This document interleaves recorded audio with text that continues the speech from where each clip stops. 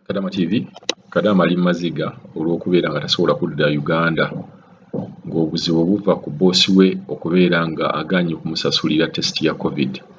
Tugenda kwogera ku nsonga eno ya COVID, boosi ki ky'alina okusasulira, ki ky'atalina kusasulira. Boosi we bayogedde naye, boosi we n'agamba ye tasobola kubeera nga akwata ssente ze n'aziteeka mu bintu bya COVID, kuba ekintu kya COVID ye tebakisayiningako mu ndagaano. Ekintu kino kya mirundi ebiri era njagala mumpulirize bulungi ku nsonga eno ya COVID, kuba bakadaama bangi nnyo abafunye obuzibu ne babboosi baabwe ku bintu ebikwatagana ne COVID.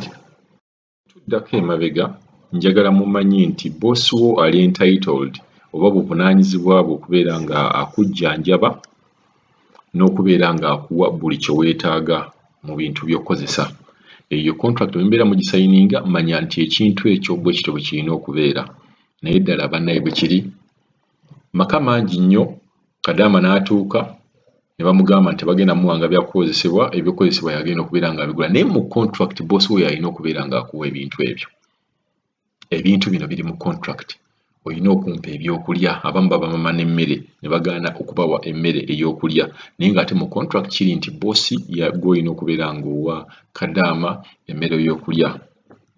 Okujjanjaba, Kadaama bw'aba alwadde, boosi gw'olina okubeera ng'omujjanjaba.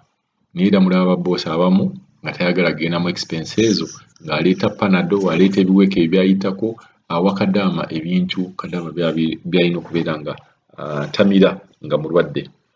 Kakati njagala, lwaki nsoose okwogera ku kintu ekyo, njagala mbaleetere embeera eno eya COVID, ate saagala bantu babalimbe, njagala twogerenga reality, ekintu kyonna ekibeera kiriwo.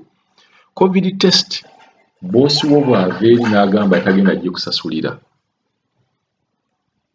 abeera mutuufu. Boosi kasita agamba nze sikusasulira COVID test, abeera mutuufu. Lwa nsonga ekintu kya COVID kino kintu kyakajjawo bujja. Saagala muntu yenna abalimbe agende ng'abawaga abagambe nti boosi alina obbasasulira COVID test. Boosi tali entitled kusasulira COVID test, wabula ali entitled okujjanjaba ng'olwadde, ate era ali entitled okubeera ng'akuyamba oba okugulira air ticket nga contract yeweddeko.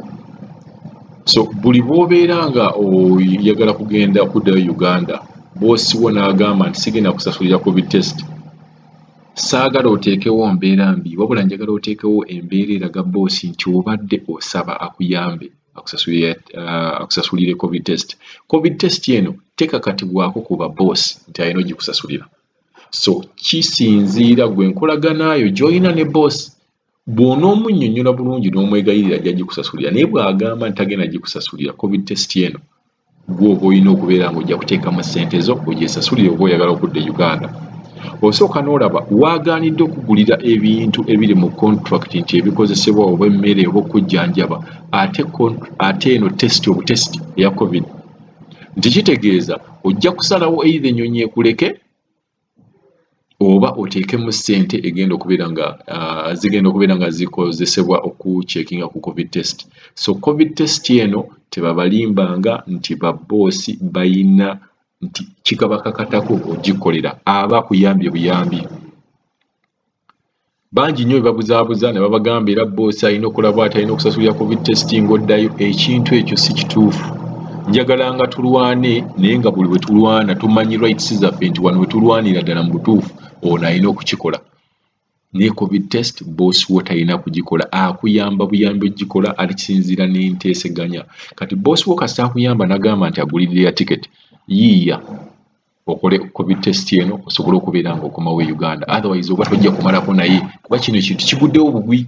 So ekintu ekigwawo kibeera nteeseganyaawo wakati wo gwe ne boosi wo, n'ogamba mbadde nsaba nnyambe obeere nga onkolera COVID test. Naye bwe kibeera nti kyampaka tosobola kumalako na boosi wo.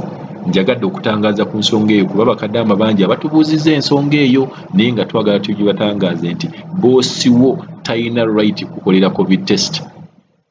Tegeera zino medical biki ebyo byonna abikuyisaamu ebisooka, naye nga bino ebigwa tebiraze, ebyo byo talina right kubeera ng'akikolera. Katuwulize Kadaama ono atunnyonnyole naye obuzibu bw'alina ne boosi we. Wasibye tamisa Kadaama, obulamu bugamba ki? oli bulungi kasubira oli bulungi nange no ndi siri bulungi nnyo waliwo ampadde ennamba yo nga nina nga amannya gange Zinanton Gladys nayitira ku kampani ya Kaligi eno mazeeyo ebbanga ya myaka 2 n'emyezi gigenda wera 2 naye omwezi ogwasooka omwaka gwange nga guweddeko emyaka gyange 2 nga giweddeko babosi bange bansaba mbakolereyo omwezi ogumu ne ngukola ne ngumalako nga 2 January kati we nagukola ne mmalako naye kuba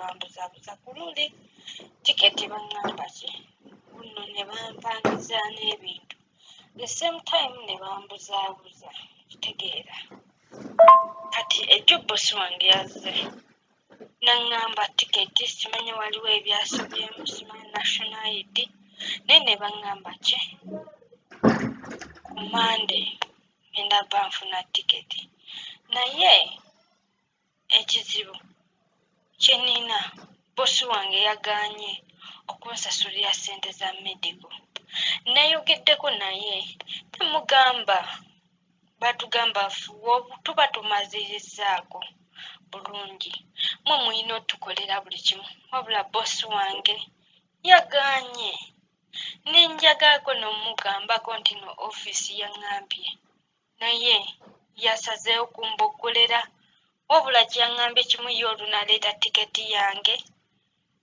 nga ntwala nga nsuula ku airport ku geeti nga ye atambula agenda ngezezzaako ku konfesinga ku ofiisi bambi ng'abantu 2 basoma meseji zange nga bazireka awo kati simanyi oba ngenda genda ntya kubanga bawulira baganze nsasule ki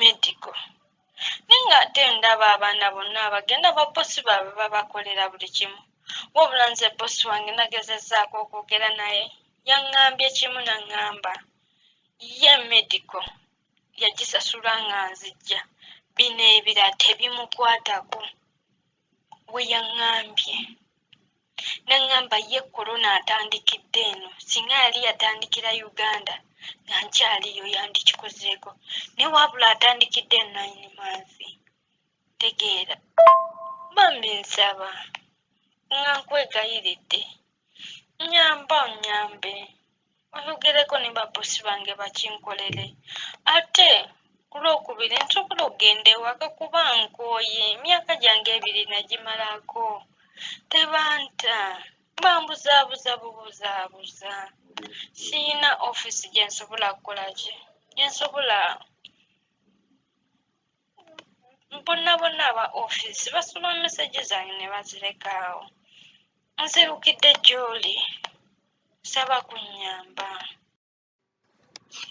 wasuza otya nasebo badde nsaba ku buyambi sisita wange ali eyo Saudi amazeeko yamalako kontrakiti ye mu Desemba nga 3 baali bagaanye omuzza ne bagamba mbu tubaweeyo omwezi gumu tugubawa ne guggwako kati bagamba oba bajja mugulira tiketi bagenda mugulira tiketi yokka era yalina okwekolera ku bya korona ku mediko ya korona bo ye yagenda okujja nga korona taliiwo mbu era tali ku ccuubu kitegeeza kyokka sisita wange talina ssente oba bonna bateekawo ze excuse bisobole okumulema kuba n'okumugulira tesimanyi oba baagiguze n'ogigula naye nga kyova olaba bateekawo obwo obuntuntu bo si be balina okugula ki tiketi gundi si be balina okugula okumukolera medical naye ng'ate tebalina kye bamuwa buno gundi eweddeko yadde n'omugala yadde akantu yeebweka tebalaba n'abantu kitegeeza bwe buyambi bw'ensaba bo bawoza bagenda leeta mu gundi within 5 days kati wakatwalako 2 days oba 1 day kitegeeza 3 days remained. Ekitegeera bawoza mbu bo medical ya corona teri ku bo buje yaba alina ogyekolera. Tiketi bawoza tiketi eyaabwe tetuuka. Baagamba tubaweeyo omwezi gumu. Omwezi gwagwako nga 17 January. Today is 29. Tiketi eyaabwe tetuuka. Babuulire mukozesa nga kalogoyi. Okitegeera bamusibako obusangosango bwe beekwasa kino bwe beekwasa kiri oba okitegeera. Tiketi eyaabwe tetuuka kuva December ne bagamba mwezi gumu. Mwezi ne gugwako nga 17 leero 29.